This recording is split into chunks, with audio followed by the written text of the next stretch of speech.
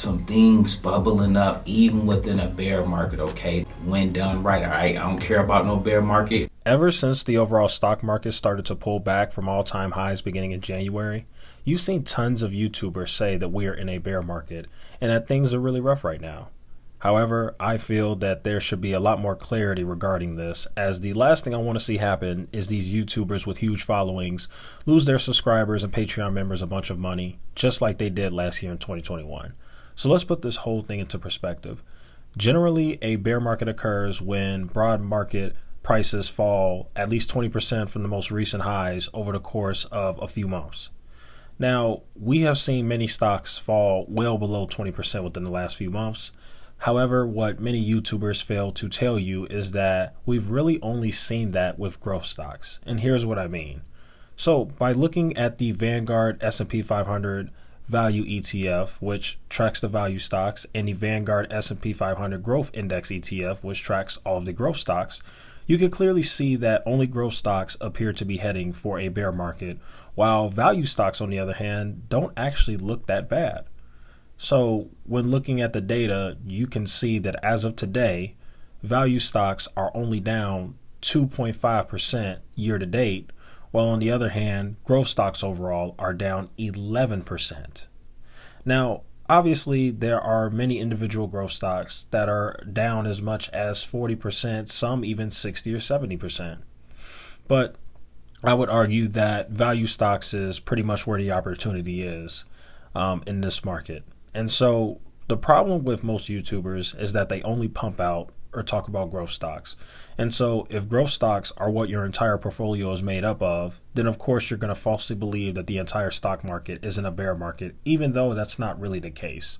We actually saw this in 2021.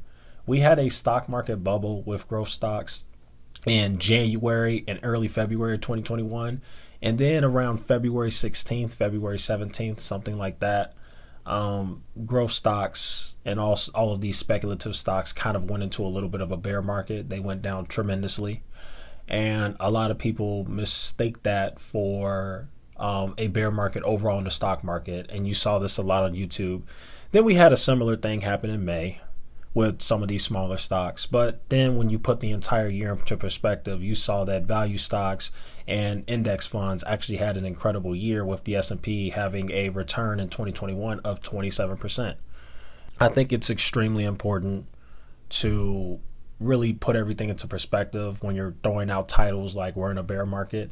And I think it's important to realize that the reason why you might be in a bear market is because you're following too many of these YouTubers who don't know anything about stocks, and they've given you a trash portfolio, and you don't have anything safe in your portfolio. You don't have any cyclical stocks. You don't have any index funds.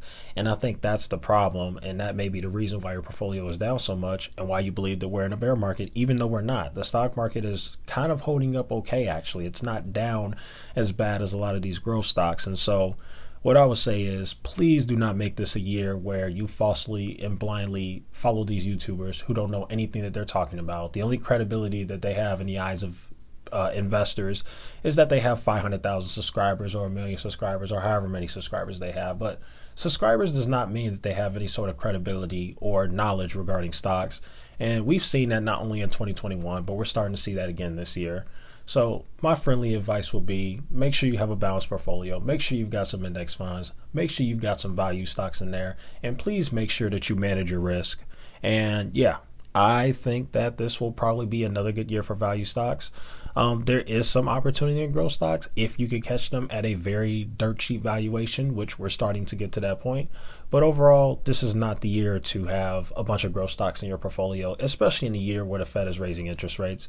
So please put some value stocks in your portfolio. I know they're boring. I know they move slow. I know they're not exciting, but this is not 2021.